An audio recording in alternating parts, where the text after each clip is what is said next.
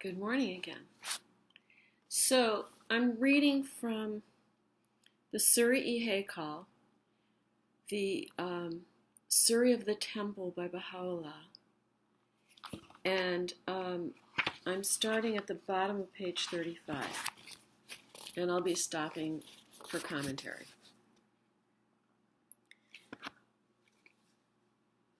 O inmost heart of this temple. So this is God speaking to the heart of Baha'u'llah through Baha'u'llah.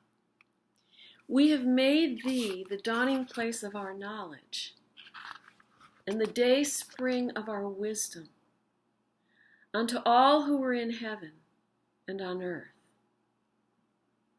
From thee have we caused all sciences to appear, and unto thee shall we cause them to return.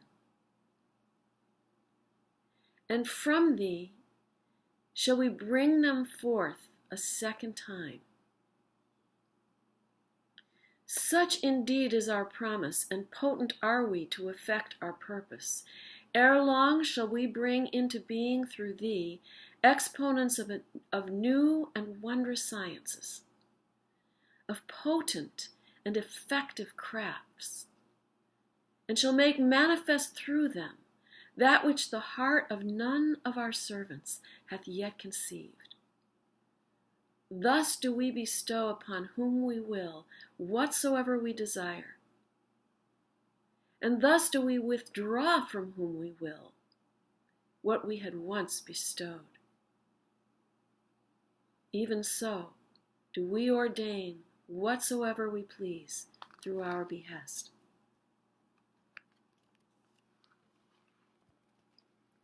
So, basically, to me, this is saying that the manifestation of God for the day in which one lives, be it Christ, Moses, Muhammad, the Buddha, or in this day, Baha'u'llah, that person actually is the source of all knowledge that comes into the world. That through that person who is the Word of God, all sciences come into being. And then he says, and from thee shall we bring them forth a second time.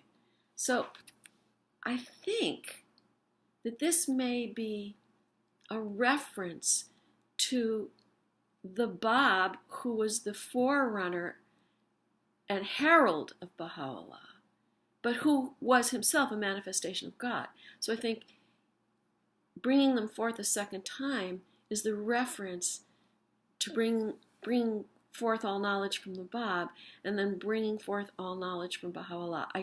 I mean, that's just what comes to me. I don't know if it's accurate, but that's what it seems to me it would be. And then he says, ere long shall we bring into being through thee exponents of new and wondrous sciences, of potent and effective crafts, and shall make manifest through them that which the heart of none of our servants hath yet conceived. This was written in the 1800s. What the world has witnessed in terms of the efflorescence of science, nobody could have imagined.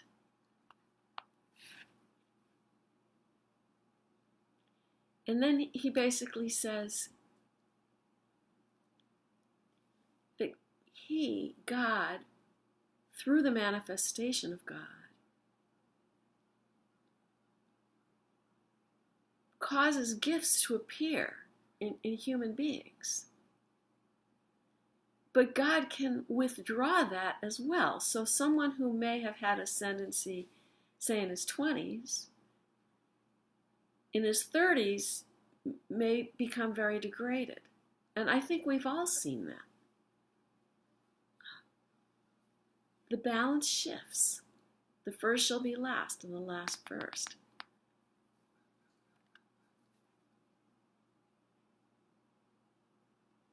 He says, say, should we choose at one time to shed the radiance of our loving providence upon the mirrors of all things, because we mirror forth the attributes of God. We do. And at another to withdraw from them the splendors of our light. This verily lieth within our power, and none hath the right to ask why or wherefore. For we are potent indeed to achieve our purpose, and render no account for that which we bring to pass. So God doesn't have to explain himself. He can do what he wants. And none can dispute this save those who join partners with God and doubt his truth. So, if you believe in God, you understand this. If you think that you are God, then you won't understand this.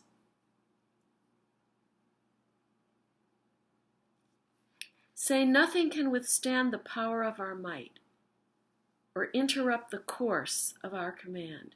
We exalt whomsoever we please unto the realm of supernal might and glory, and should we so desire, cause the same to sink into the lowest abyss of degradation. Well, I don't think that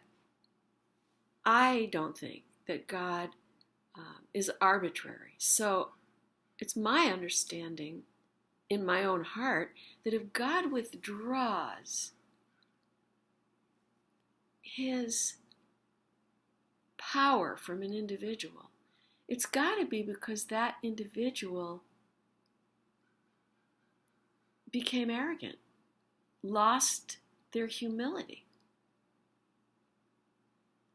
That's what it seems like to me.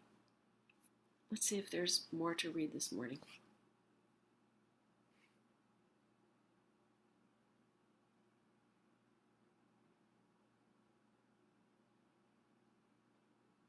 Okay, I'll go on one more paragraph. O dwellers of the earth, would ye contend that if we raise up a soul unto the Sadratul Muntaha, the Sadratul Muntaha means the tree beyond which there is no passing. It's an Arabic phrase, and it refers to the manifestation of God. It shall then cease to be subject to the power of our sovereignty and dominion. So he's saying, if we raise up a manifestation of God, do you think that at that point, that manifestation ceases to be subject to the power of God? Nay, by mine own self, should it be our wish, we would return it to the dust in less than a twinkling of an eye. Consider a tree. Behold, how we plant it in a garden and nourish it with the waters of our loving care, and how, when it hath grown tall and mature, and brought forth verdant leaves and goodly fruits, we send forth the tempestuous gales of our decree, tear it up by its roots, and lay it prostrate upon the face of the earth. So hath it been our way with all things, and so shall it be in this day. Such in truth are the matchless wonders of our immutable method, a method which hath ever governed, and shall continue to govern all things, if ye be of them that perceive.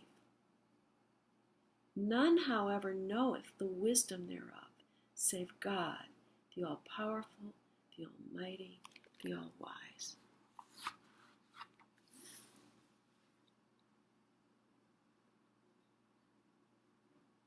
I find these writings so beautiful. I hope that you enjoy them. I will see you tomorrow.